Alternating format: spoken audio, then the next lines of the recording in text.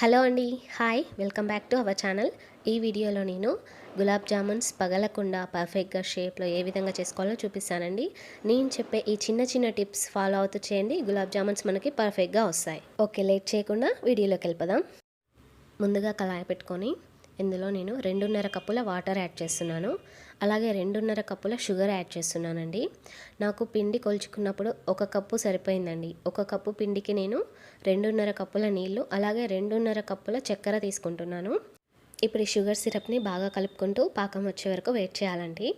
పాకం అంటే మనం 2 వేళ్ళ మధ్య పట్టుకున్నప్పుడు కొంచెం స్టిక్కీగా, కొంచెం అతుక్కున్నట్టు అయితే సరిపోతుందండి. అంతకంటే ఎక్కువ అవసరం లేదు మనకి. నాకు ఇప్పుడు ఆల్మోస్ట్ పాకం రెడీ అయిపోయిందండి. దీన్ని దించి పక్కకు పెట్టుకుంటున్నాను. ఇప్పుడు ఒక మిక్సింగ్ బౌల్లో గులాబ్ జామున్ పౌడర్ తీసుకొని ఇందులో నేను ఇప్పుడు 1 స్పూన్ మైదా పిండి, అలాగే 1 స్పూన్ కార్న్ఫ్లోర్ యాడ్ చేస్తున్నానండి. ఇవి ఎందుకు యాడ్ చేస్తున్నామంటే మనకి గులాబ్ జామున్స్ పగలకుండా పర్ఫెక్ట్గా వస్తాయండి ఇలా యాడ్ చేయడం వల్ల. ఇప్పుడు వీటన్నింటినీ బాగా కలుపుకొని కొద్దిగా వాటర్ యాడ్ చేసుకుంటూ మనకి చపాతీ పిండిలాగా కలుపుకోవాలండి. మరి అంత గట్టిగా కాకుండా కొంచెం సాఫ్ట్గా ఉండేలాగా కలుపుకోవాలి.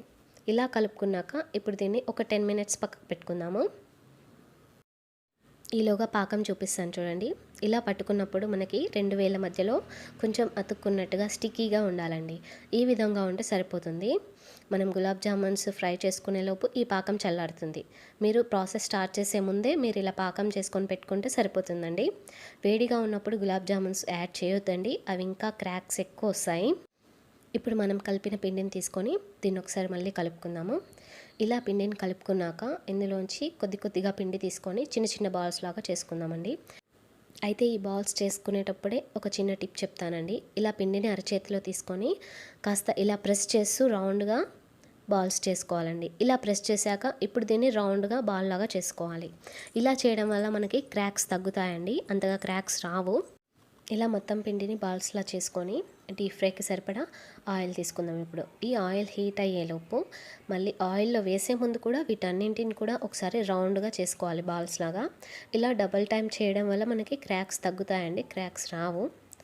ఇలా మొత్తం బాల్స్ కూడా చేసుకొని ఆయిల్ బాగా హీట్ అవ్వాలి. ఆయిల్ హీట్ అయ్యాక స్టవ్ ఆఫ్ చేసుకొని ఈ బాల్స్ అన్నీ కూడా మనం ఆయిల్లో యాడ్ చేసుకుందాము. ఆయిల్లో వేసాక ఇప్పుడు చూడండి, వాటంతట అవే పైకి వస్తాయండి, మనం కదపాల్సిన పని లేదు. ఇలా మొత్తం వేసుకున్నాక వాటంతట అవే పైకి లేచి వస్తాయి. ఒక 2 మినిట్స్ ఆయిల్లో వేగాక ఇప్పుడు వీటిని మెల్లగా కదుపుతూ ఫ్రై చేసుకోండి. ఇవి కాస్త వేగాక వీటిని ఇలా రౌండ్గా బాయిల్ చేసుకుంటే మనకి ఈవెన్గా ఫ్రై అవుతాయండి. ఇలా రౌండ్గా గరిటె తిప్పుతూ మనం మైసూర్ బోండా చేస్తాం కదా, ఈ విధంగా చేసుకోవాలి. ఈ విధంగా చేస్తే మనకి మంట అనేది ఈవెన్గా తగిలి అన్నీ కూడా ఈవెన్గా గోల్డెన్ కలర్లో వస్తాయి. నేను ఈ బాల్స్ అనేది కొంచెం పెద్ద సైజే చేశానండి. మీ ఇష్టాన్ని బట్టి మీరు చిన్నగా కూడా చేసుకోవచ్చు. చూసారు కదా ఎంత పర్ఫెక్ట్గా వస్తున్నాయో.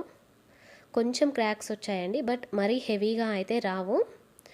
మేబీ ఇవి ఇంకా మంచిగా ప్రెస్ చేసుంటే ఇంకా మంచిగా వచ్చే కావచ్చు. ఇవి చక్కగా ఇలా ఫ్రై అయిపోయాక వీటిని తీసుకొని పక్కన పెట్టుకుందామండి. ఒక 2 మినిట్స్ ఆగాక పాకంలో యాడ్ చేయాలి. మరి ఇంత వేడిగా ఉన్నప్పుడు వేయొద్దండి, వెంటనే క్రాక్స్ అనేవి ఎక్కువ అయిపోతాయి. ఈ చల్లారిన పాకంలో మనం ఈ బాల్స్ యాడ్ చేద్దాము. ఇలా వేసాక మొత్తానికి కూడా పాకం పట్టేలాగా చూసుకోవాలి. ఇలా కదుపుతూ ఒకసారి పాకం ఈవెన్గా స్ప్రెడ్ అయ్యేలాగా చూసుకోవాలి. 2 అవర్స్ పక్కకు పెట్టుకున్న తర్వాత చూపిస్తాను చూడండి. వీటిని ఎంత సాఫ్ట్గా ఎంత జ్యూసీగా ఉన్నాయో చూడండి. పర్ఫెక్ట్గా వచ్చాయండి మనకి గులాబ్ జామున్స్. ఈ టిప్స్తో ఈ కొలతలతో చేయండి, మనకి జామున్స్ క్రాక్స్ రావండి ఎక్కువ. మీరు కూడా ఒకసారి ట్రై చేసి చూడండి. ఈ వీడియో మీకు నచ్చినట్లయితే లైక్ చేయండి, షేర్ చేయండి, సబ్స్క్రైబ్ చేసుకోండి.